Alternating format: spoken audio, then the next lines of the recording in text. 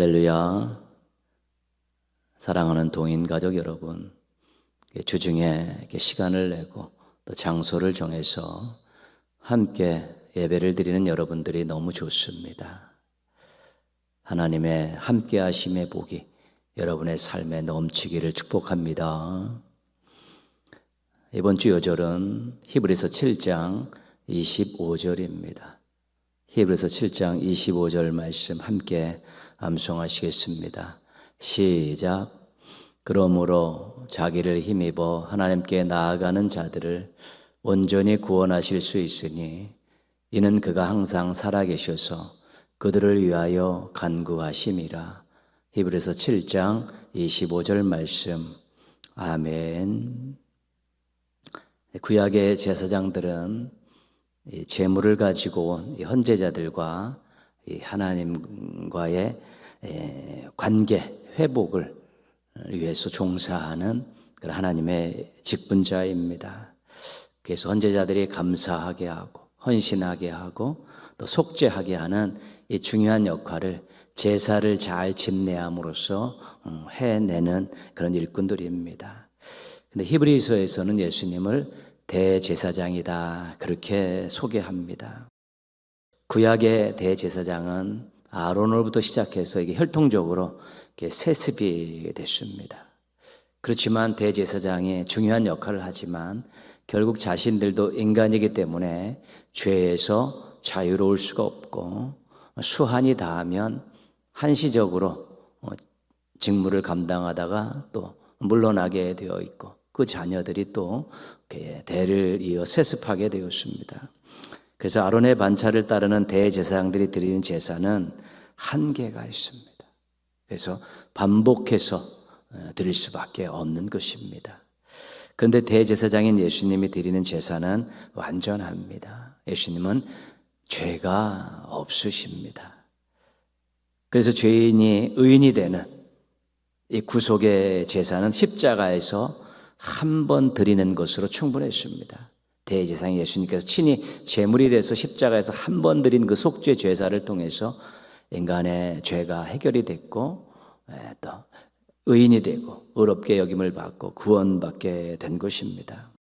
지금도 예수님께서는 하나님 우편에서 사람들을 위해서 간구하십니다. 오늘 우리가 읽었던 요절의 마지막의 부분입니다. 오고 오는 세대의 많은 죄인들이 이 십자가 제사로 완전히 구원을 받을 수 있게 해달라는 그런 기도이고요. 구원받은 사람들이 연약함을 버리고 자녀답게 살게 하기 위해서 힘을 북돋워주는 그런 기도, 중보기도를 지금도 계속 하고 계시다는 것입니다. 그래서 오직 예수입니다. 우리를 구원하시려고 목숨을 버리신 분은 예수님 뿐입니다. 지금도 우리를 위하여 사랑으로 계속 기도하고 계신 분은 예수님 뿐입니다. 예수님 때문에 구원받고 예수님 때문에 지금의 삶을 이어가고 있고 예수님 때문에 아름다운 미래를 맞이하게 되는 것입니다. 대제사장으로서 제물로서 우리를 구원하신 예수님, 지금도 우리를 위해서 끊임없이 기도하고 계신 예수님, 평생 사랑하며 또 자랑하며 사시기를 바랍니다. 찬송가 393장 함께 찬송하시겠습니다. 찬송하신 후에 송순영 권사님께서 기도 인도해 주시겠습니다.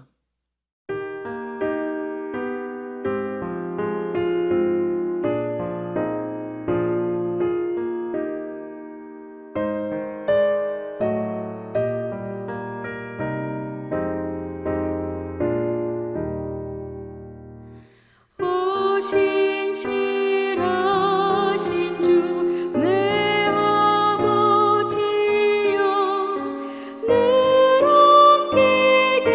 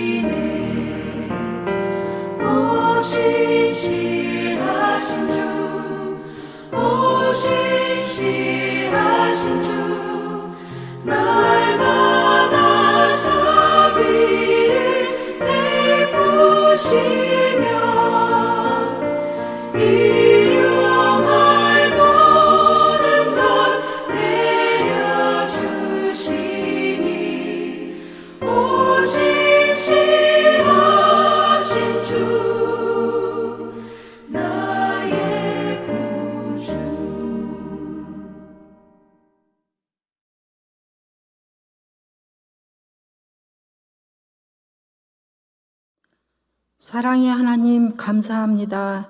3일 동안도 주님 품 안에 머물게 하시고 주님만 바라보며 의지하며 소망 가운데 각자 주어진 처소에서 정성과 마음을 다해 주중 영상 예배를 드립니다. 흠양하여 주옵소서. 우리의 삶 속에서 주님의 은혜가 없이는 아무것도 가능하지 않음을 느끼며 언제나 우리들을 사랑하시는 주님께 감사드립니다. 주님, 이 시간 찬양과 말씀 가운데 소망과 치유와 회복이 있게 하옵소서.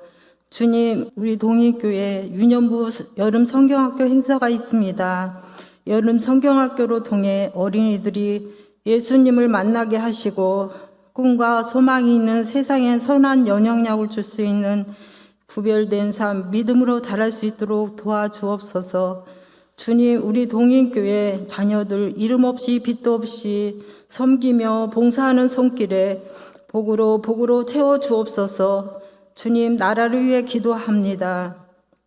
대통령과 유정자들에게 인내와 지혜를 주셔서 이 나라를 잘 이끌어 나갈 수 있도록 도와주시고 하나님을 두려워하고 하나님을 경외할 수 있도록 도와주시고 정의와 공의가 있는 나라가 되게 하옵소서. 이 시간 말씀을 전하실 담임 목사님에게 성령 충만 능력을 더하시며 말씀을 전하실 때마다 귀한 생명 말씀 되게 하시며 은혜가 충만한 시간 되게 하옵소서.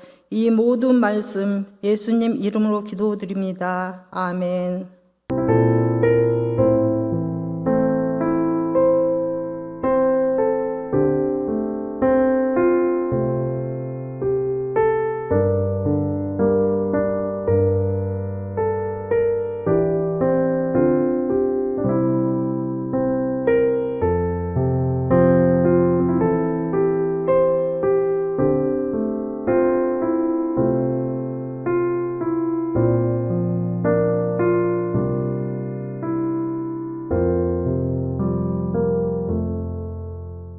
오늘 주신 하나님 말씀은 신약성경 에베소서 6장 1절에서 5절입니다. 주보에 5장으로 나갔는데 6장입니다. 지금 오타가 있었습니다. 에베소 6장 1절에서 5절 우리 한번 같이 읽겠습니다. 자녀들아, 주 안에서 너희 부모에게 순종하라. 이것이 옳으니라. 내 아버지와 어머니를 공경하라. 이것은 약속에 있는 첫 계명이니 이로써 내가 잘되고 땅에서 장수하리라. 또 아비들아, 너희 자녀를 노엽게 하지 말고 오직 주의 교훈과 훈계로 양육하라. 종들아, 두려워하고 떨며 성실한 마음으로 육체의 상전에게 순종하기를 그리스도께 하듯 하라. 아멘. 이 시간 2024년 10월 27일 올려드렸던 할렐루야 찬양대의 찬양으로 함께 영광 돌리시겠습니다.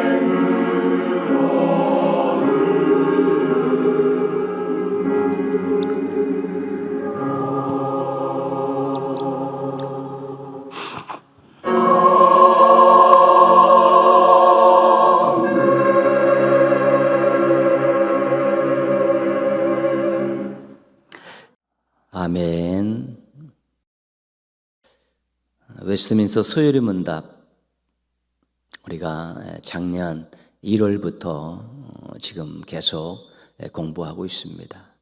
웨스트민스터 소요리 문답은 교리입니다.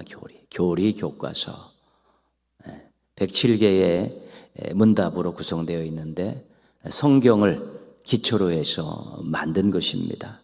그래서 성도들을 가르치고 신앙을 점검하고 또 세워주는 그런 목적을 가졌죠. 처음에는 새신자들, 또 세례를 받는 사람들, 또 기존의 성도들 다 이것을 가지고 이렇게 훈련을 시켰습니다. 1에서 3문답은 사람의 제일 되는 목적이 무엇인가? 사람의 제일 되는 목적을 이루기 위해서 필요한 유일한 법칙이 무엇인가? 그 성경이다. 성경은 하나님의 유일한 법칙인데 두 가지 큰 가르침이 있다. 이 세 가지, 1에서 3문답까지 그 내용을 서론적으로 근데 가장 중요한 그 내용들을 담아내고 있습니다. 4에서 38문답은 믿음에 대한 내용이죠. 그래서 39에서 107문답은 의무에 대한 내용입니다. 성경의 가르침이 두 개인데 믿음과 의무라는 것이 어떻게 하나님을 믿을 것인가, 또 믿고 구원받은 사람이 어떻게 하나님 앞에서 도리를 다할 것인가, 이런 부분으로 나누어져 있습니다. 우리가 39에서 107문답 지금 공부하고 있는데 믿음 편에서는 하나님, 예정, 창조와 섭리, 죄, 타락, 구속자 예수, 성령의 효과적인 부르심, 효과적인 부르심의 혜택, 의롭다 하심, 양자 삼으심, 거룩하게 하심, 또 죽을 때와 부활할 때 혜택, 이런 내용들을 우리가 쭉 살폈죠. 39에서 107문 의무에 대한 내용은 계시된 하나님의 뜻에 복종하는 것이 의무라는 것입니다. 의무라는 것입니다. 근데 복종의 법으로 계시된 법이 도덕법이고 그 도덕법이 요약되어 담겨 있는 것이 십계명이다. 이제 그렇게 배우고 우리가 십계명을 계속 공부하고 있는 것입니다. 의무편에서는 십계명이 굉장히 많은 양을 차지하고 있습니다. 왜냐하면 거기에 하나님께서 명령하신 내용들이 다 들어가 있기 때문에 그렇습니다. 십계명 공부하는데요, 42문답 보시면요, 십계명의 요지는 무엇입니까? 십계명의 요지는 우리 온전한 마음과 온 영혼과 온 힘과 온 뜻을 다하여 주 우리 하나님을 사랑하고 또 이웃을 우리 자신처럼 사랑하는 것입니다. 십계명의 요지는 하나님 사랑, 이웃 사랑, 이렇게 나눠진다는 것이죠. 43답을 한번 보겠습니다. 십계명의 머릿말은 어떤 것입니까? 십계명의 머릿말은 이러합니다. 나는 너로 애굽 땅 종되었던 집에서 인도하여 낸 내 하나님 여호와니라. 구원의 하나님, 사랑의 하나님, 능력의 하나님께서 주신 계명이니까 잘 지켜야 된다. 그런 의미를 담고 있습니다. 우리가 첫째 계명에서 넷째 계명까지 공부했습니다. 전체 주제는 뭡니까? 하나님을 사랑하라. 마음과 뜻과 힘을 다해 하나님을 사랑하라. 그런 것이죠. 첫째 계명은 너는 나 외에 다른 신들을 내게 들지 말라. 그렇죠. 하나님의 위상, 이 신적 위상을 지켜드리라는 것이죠. 하나님 최고다. 신적 위상, 다른 것들 필요 없다. 하나님 최고다.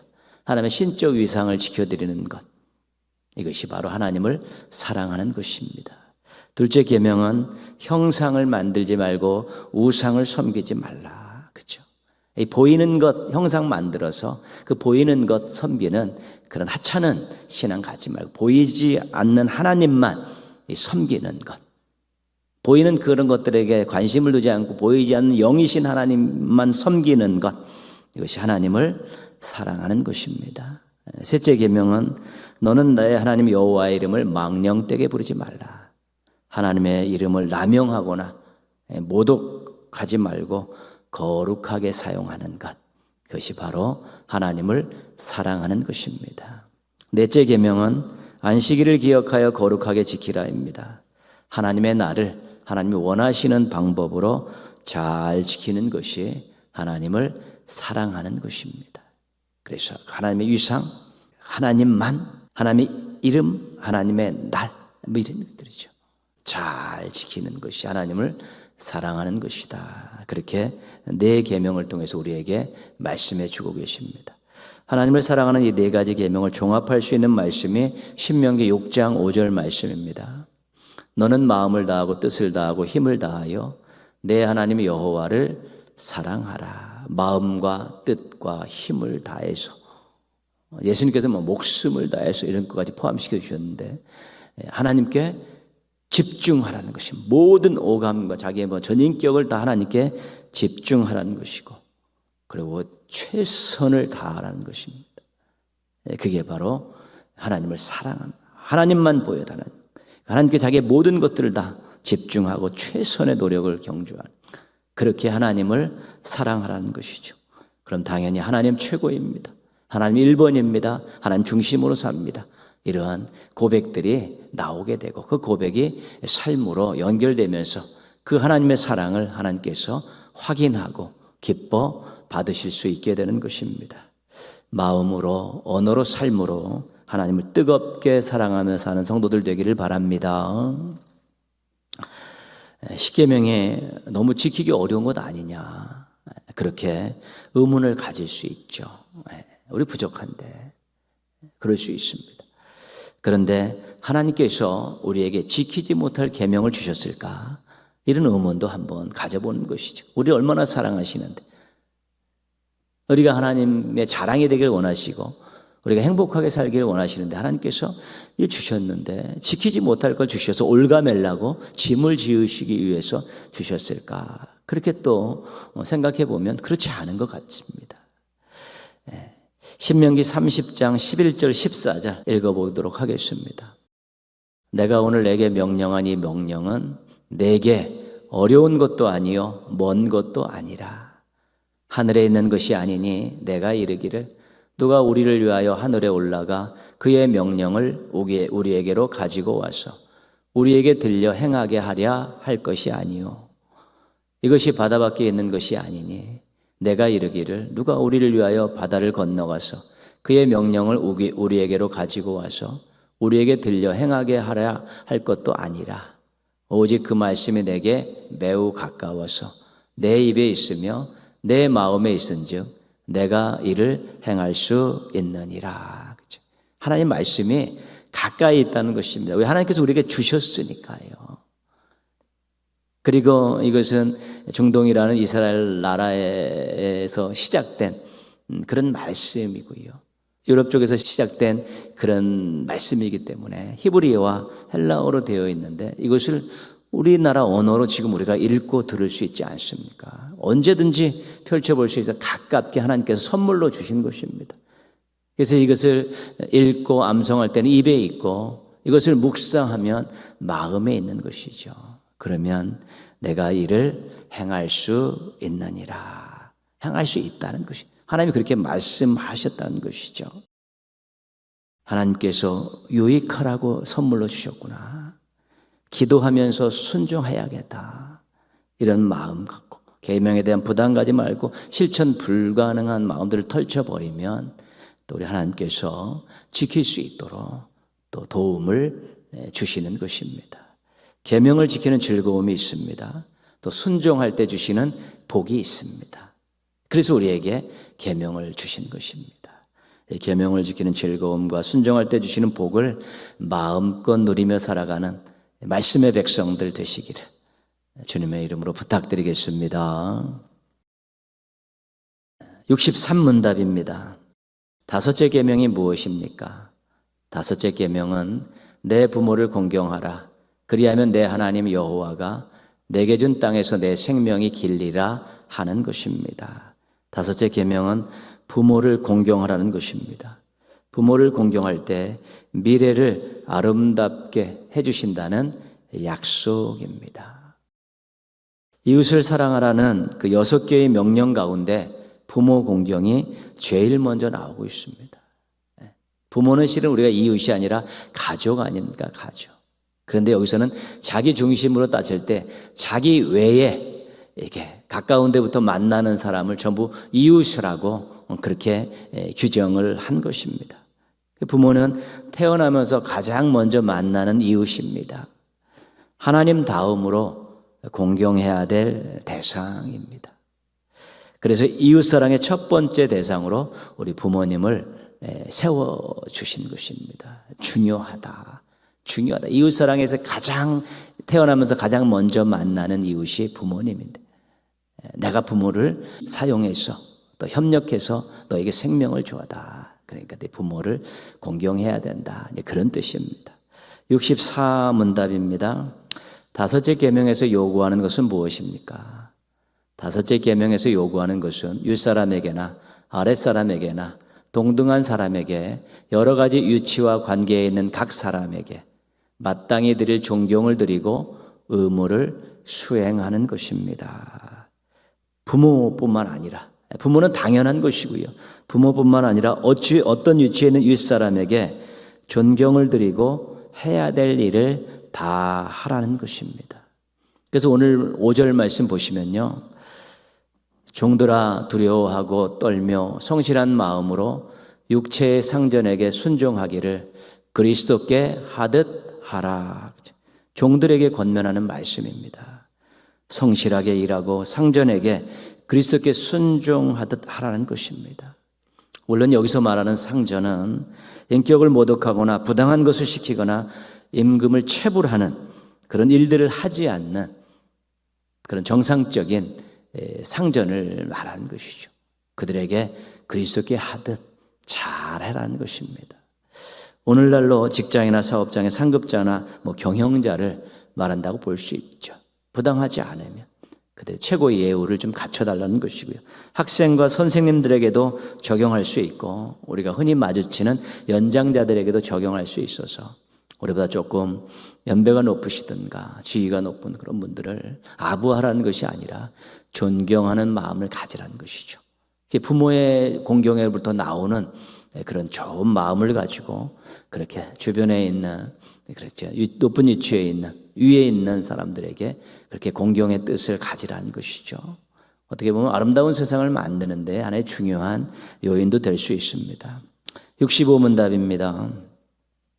다섯째 계명에서 금하는 것은 무엇입니까? 다섯째 계명에서 금하는 것은 여러 가지 지위와 관계에 있는 각 사람에게 마땅히 드려야 할 존경과 의무를 소홀히 하거나 그것에 배치되는 일입니다. 존경과 의무를 다하는 일에 소홀하지 말라는 것입니다. 자녀는 부모에게, 제자는 스승에게, 젊은이는 노인들에게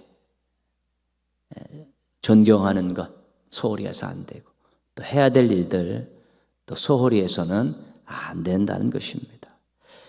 시대가 많이 변해서 권위가 사라져가고 있습니다. 자녀들이 부모를 존경하고 봉양하는 것에 이런 것들이 약해져 가고 있죠.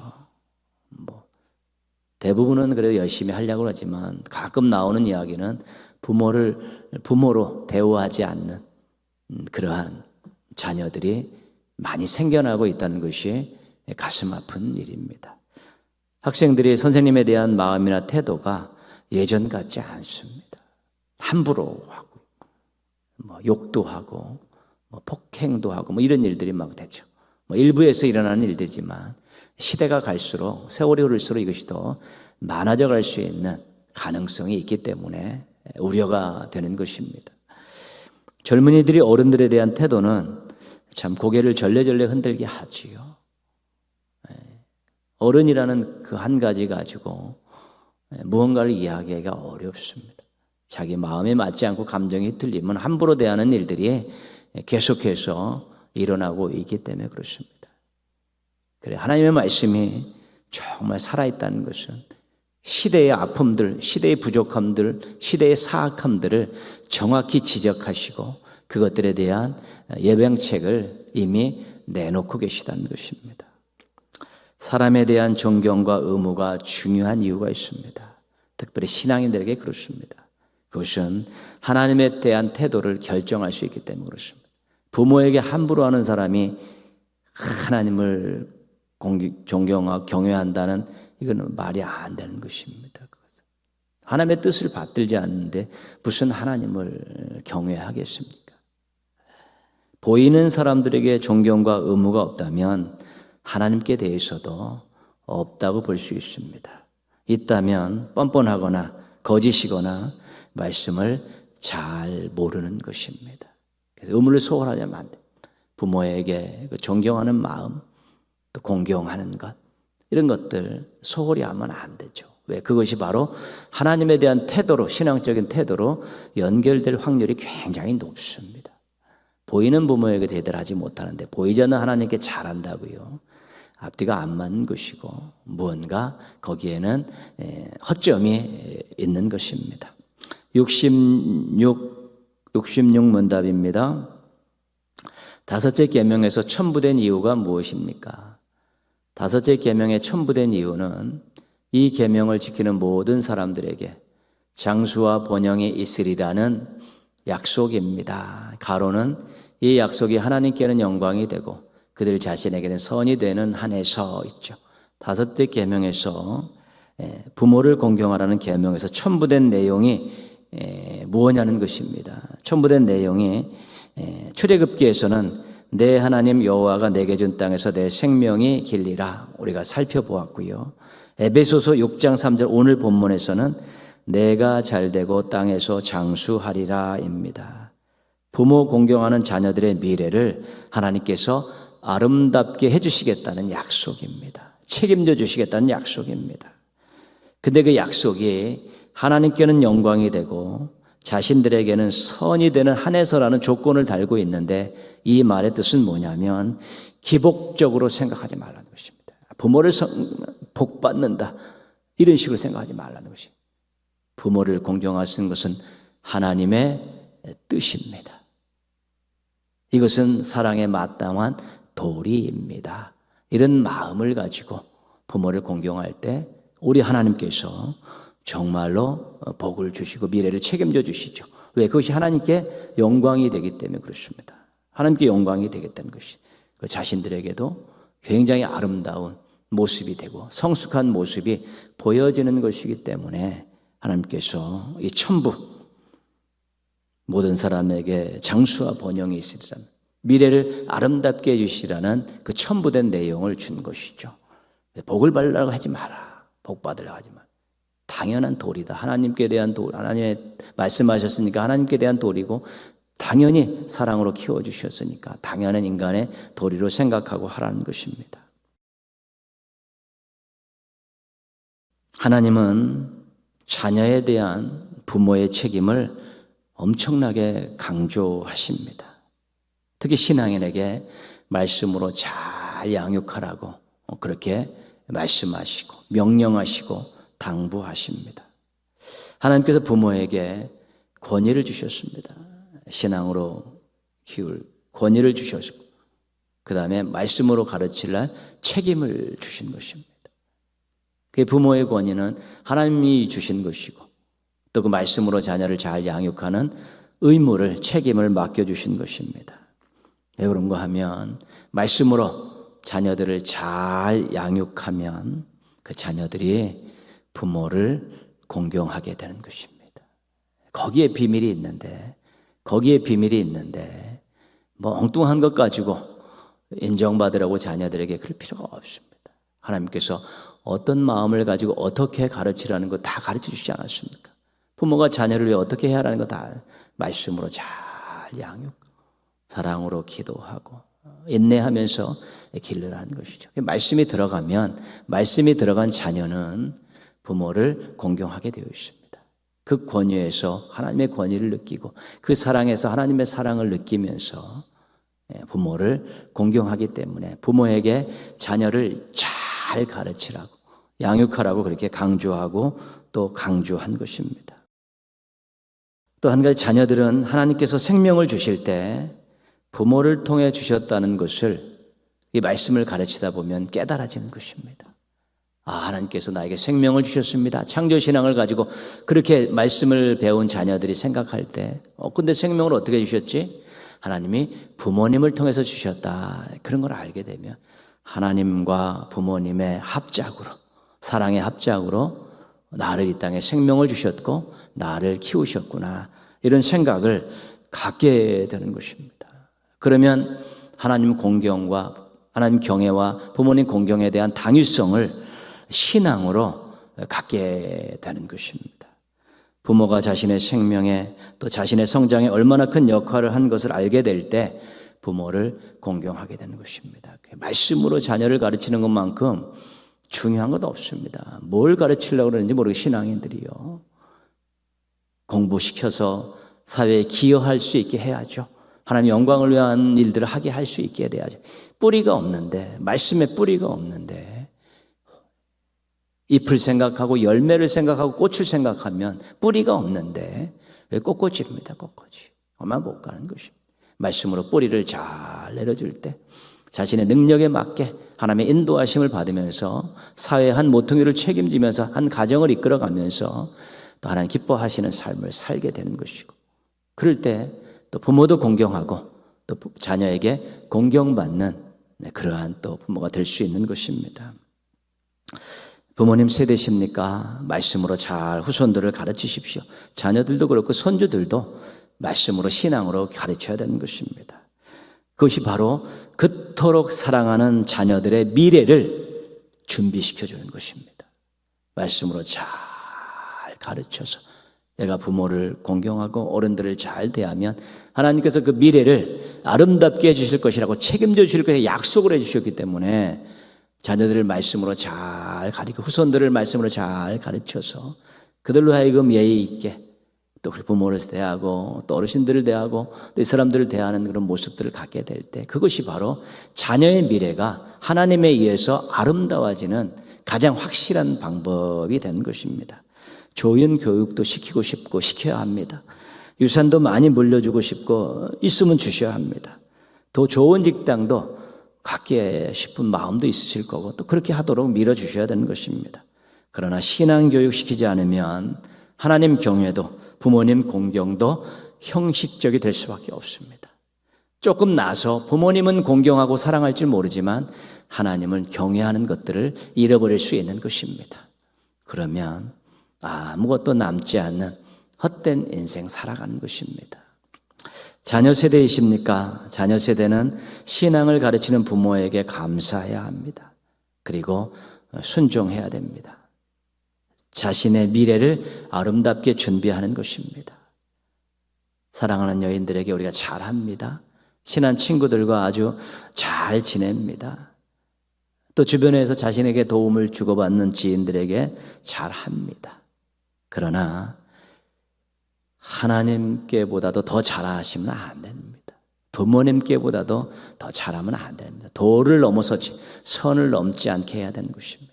하나님께 최고의 예우를 갖추시고 부모님께 그 다음에 나머지 사람들에게 정성을 다하고 최선을 다하는 것입니다. 우선순위가 틀리면 인생이 꼬이게 되어 있습니다. 하나님, 부모, 그 다음 사람들입니다. 이 우선순위가 꼬이면 인생이 꼬이게 되어 있는 것입니다. 신앙인들 명심해야 되는 것입니다. 하나님, 부모님, 그 다음 자기가 관계된 사람들, 이 꼬이지 않도록 우선순위가 조심해야 되는 것입니다. 왜냐하면 하나님이 우리 인생을 주관하시는 분이기 때문에 그렇습니다. 우리의 미래를 책임져 주시는 분이기 때문에 그렇습니다. 하나님은 약속을 꼭 지키시는 분입니다. 그리고 지금 물론 우리들을 보고 계시고 우리의 마음과 동기와 행동들을 감찰하고 계신 것입니다. 그러나 하나님 경외하고 부모님 공경하고 그 다음 사람들에게 최선을 다하면 우선순위가 확실하면 우리 하나님께서 얘가 나를 일본으로 생각하고 있구나. 내 말을 잘 듣고 부모를 공경하고 또 사람들을 사랑하려고 노력하고 있구나. 하나님 마음에 흡족한 사람이 되면 그 미래에 아름다운 약속을 주시면서 아름다운 일들이 일어나도록 하나님께서 역사하신 것입니다. 부모 공경이 자녀의 미래를 결정하는 중요한 요인이 된다는 것 기억하고 살아야 되는 것입니다. 부모님을 공경하는 것이 자신의 미래를 결정한다. 그런 자녀를 만들기 위해서 부모가 신앙으로 잘 양육해야 된다. 이 사실은 변함이 없는 것입니다. 자녀는 하나님이 맡겨주셨다는 확신을 가지고 말씀으로 잘 양육하는 부모 세대가 되었으면 좋겠습니다.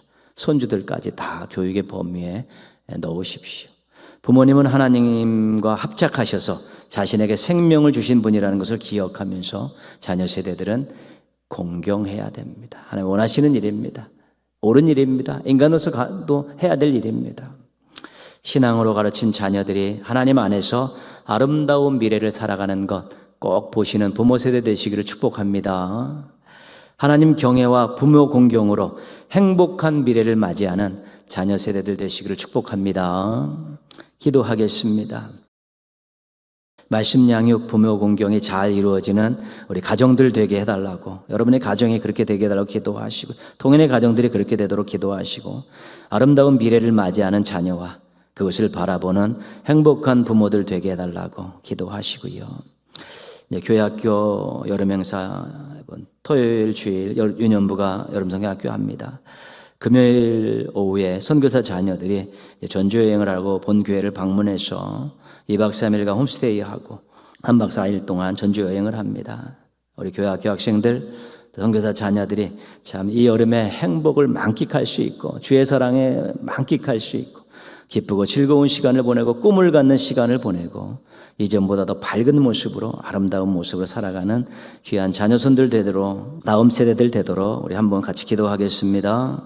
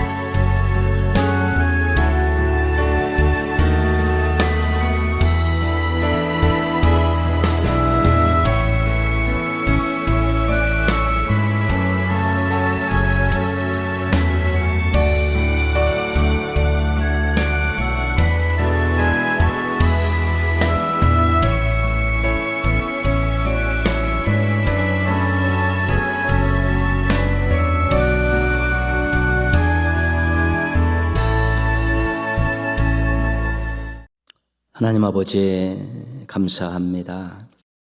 무더위와 또 장마 속에서도 저희들 건강 지켜주시고 또 신앙의 생명력을 잃지 않게 해주셔서 또 시간을 정하고 장소를 정해서 주중 예배에 함께 모이게 해주셔서 감사를 드립니다. 예배를 드리는 사랑하는 성도들의 마음에 하나님 주시는 평안함이 깃들게 하여 주옵시고 하나님을 사랑하며 하는 모든 일에 삶의 아름다운 열매들이 맺히게 도와주셔서 만족하게 살게 하시고 또 행복하게 살게 하여 주옵시고 주변의 사람들에게 덕을 끼치며 선한 영향력을 끼치며 살아가는 멋쟁이 성도들 되게 하여 주시옵소서. 하나님 아버지 말씀 양육, 자녀손들을 말씀으로 양육하는 것, 부모 공경, 자녀 세대들이 부모님을 공경하는 것 잘 이루어지는 동인의 가정들이 되게 하여 주시옵소서. 서로 최선을 다하고 서로를 기도하고 각자가 신앙 안에서 자리를 지키며 해야 될 일 잘하게 도와주셔서 아름다운 미래를 맞이하고 살아가는 자녀들을 보는 행복한 부모들 되게 하여 주옵시고 또 부모를 공경하는 것이 또 자녀들에게 자기들에게 얼마나 좋은 것이고 가정에게 부모에게 얼마나 좋은 것인가를 확인하는 자녀 세대들 되게 하여 주시옵소서.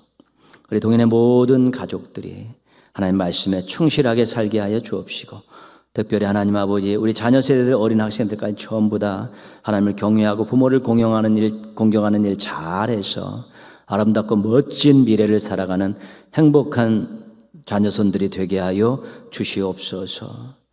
하나님 아버지 교회학교 여름행사 계속 진행 중에 있습니다. 이번 주 토요일 주일은 유년부 여름성경학교가 있습니다. 교육자, 부장, 교사가 한마음 돼서 기도하며 준비하고 있습니다. 아이들에게 행복한 천국 잔치 되게 하여 주옵시고, 아이들에게 하나님의 사랑을 확인하는 계기가 되게 하시고, 또 밝음을 찾는 계기가 되게 하시고, 그의 삶을 돌아보면서 또 귀한 삶의 아름다운 열매들이 나타나는 여름성경학교가 되게 하여 주시옵소서. 가정에서 자녀를 보내놓고 기도하게 하시고, 교회에서 새벽에 기도하며 봉사하며 돕고, 또 부서와 하나 되어서 우리 한 명 한 명의 아이들에게 평생 잊혀지 못할 선물을 안겨주는 여름 행사, 여름 성경학교 수련회 되게 하여 주시옵소서. 선교사 자녀들이 본교회를 방문해서 28명이 이렇게 전주 여행을 합니다. 2박 3일 홈스테이 하고, 3박 4일 또 전주 여행할 때 하나님 아버지 참 그동안에 느끼지 못했던 거 느끼고 보지 못하는 거 보면서 하나님 사랑 확인하고 부모님이 얼마나 대단하신 분들인가를 확인하고 자신들의 미래를 하나님께 맡기는 더 좋은 열매들이 생겨나게 하여 주옵소서. 이런 모든 일들 여름 행사를 위해서 동현의 가족들이 기도하고 또 후원하고 봉사하고 있습니다. 하나님 그 아름다운 헌신을 받아주시고 드림을 받아주셔서 주님 안에서 복을 누리며 살아가는 행복한 동현의 가족들 되게 하여 주시옵소서. 이번 주간의 남은 시간도 하나님 의지하며 성실하게 진실하게 잘 살게 도와주시옵시고, 영육간의 강건한 모습으로 주일날 만나서 하나님께 최고의 예배를 드리는 예배자들로 우리 만날 수 있는 동현의 가족들 되게 하여 주시옵소서. 예수님의 이름으로 기도합니다. 아멘. 하늘에 계신 우리 아버지, 아버지의 이름을 거룩하게 하시며 아버지의 나라가 오게 하시며 아버지의 뜻이 하늘에서와 같이 땅에서도 이루어지게 하소서. 오늘 우리에게 일용할 양식을 주시고 우리가 우리에게 잘못한 사람을 용서하여 준 것 같이 우리 죄를 용서하여 주시고 우리를 시험에 빠지지 않게 하시고 악에서 구하소서.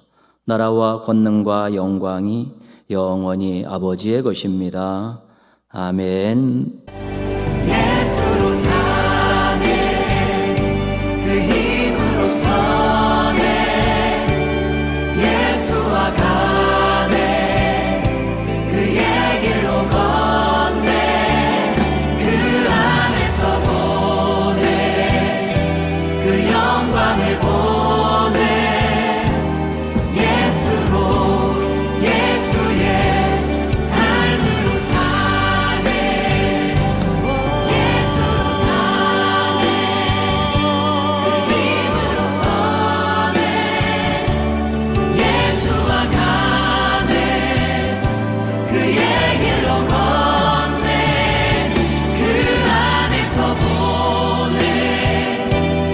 영광을